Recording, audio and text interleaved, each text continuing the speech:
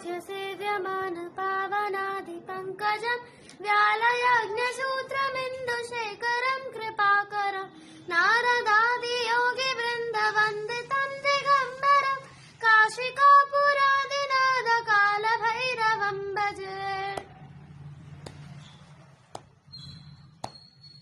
भानुकोटिभास्वरं भवाब्दितारकं परं नीलकण्ठवीप्सितार्धदायकं त्रिलोचनं कालकालमम्बुजाक्षमक्षशूलमक्षरं काशिकापुरादिनाद कालभैरवं भजे।